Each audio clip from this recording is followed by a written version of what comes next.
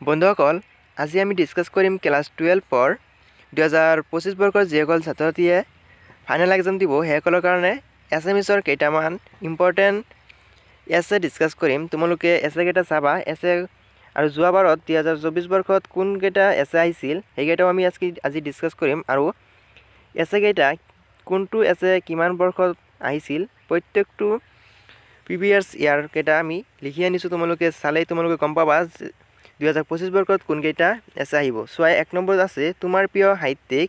এইটো আহিছিল 2000 বৰ্ষত, 2002 বৰ্ষত, 2008 বৰ্ষত, 2011, 2013, 2015, 2016, 2023। 2023তো আহিছিল এই তোমাৰ প্ৰিয় সাহিত্যিক এই ৰচনাখন। তোমালোকে এইখন তোমালোকে চাই ল'ব পাৰা। তাৰপিছত চোৱা 2 নম্বৰ, মানৱ সমাজলৈ বিজ্ঞানৰ অৱদান, দৈনন্দিন জীৱনৰ বিজ্ঞানৰ প্ৰভাৱ, বিজ্ঞান আৰু মানৱ সভ্যতা।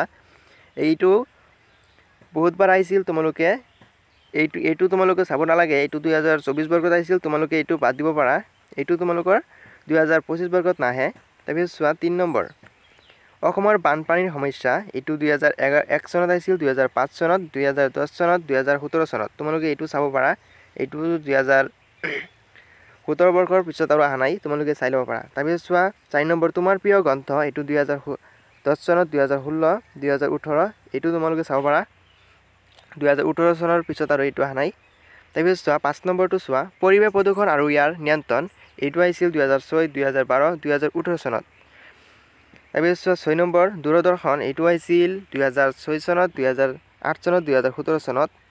তাৰপিছত চোৱা অসমৰ প্ৰাকৃতিক সৌন্দৰ্য, 7 নম্বৰটো বা সম্পদ।